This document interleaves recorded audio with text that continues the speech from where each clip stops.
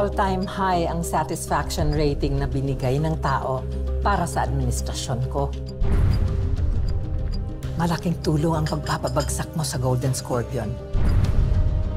Maraming salamat sa tulong mo. Oo nga po, Ma'am President. Maraming salamat din. Ginawa ko lang po yan bilang isang public servant. At ginawa ko yun po ito para sa bansa natin at para sa mga Pilipino. Magiging magaling kang leader, Senator. Salamat, Ma'am President. Salamat sa tiwalang binigay niyo sa akin. At sana po hindi lang yung tiwala, kung hindi yung sana po sa pag-endorse niyo sa akin bilang isang presidente sa darating na eleksyon. Desidido ka na ba? Ma'am President, gusto kong tumakbo para sa mga tao. #1 po ako sa survey, Ma'am President. At ang hinaing nila sa akin ay bilang maging isang leader. At ayoko po silang biguhin, Ma'am. Walang problema sa akin.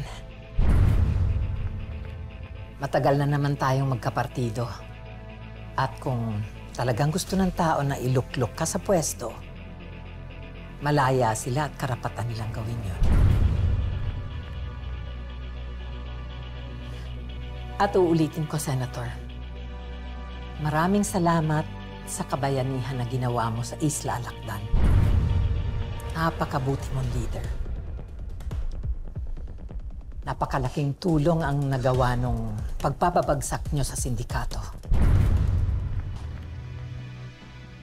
Pero,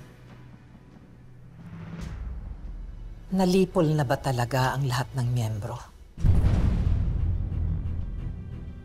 Tuluyan na bang bumagsak ang Golden Scorpion?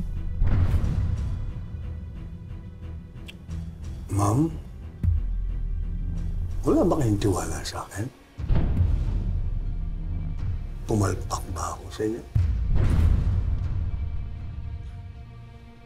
Hindi naman sa ganon.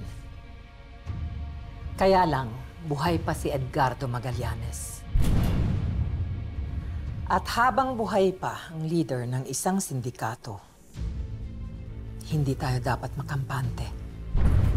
Dahil malaki ang posibilidad na nandyan pa rin ang mga alipores at mga kakampi niya. Naghihintay lang na ang tamang oras para sila bumangon. Kaya gusto ko sana siyang makausap ng personal. Ma'am, huwag niyo na pangintindihin si Edgardo Magallanes. Ako nang bahala sa kanya. Lahat ng sinasabi niya ay pawang kasinungalingan lang. Desperado siya. Lahat gagawin niya para makuha lang sipat siya ng mga nasa pwesto. Huwag tayong magpakaloko sa kanya, ma'am.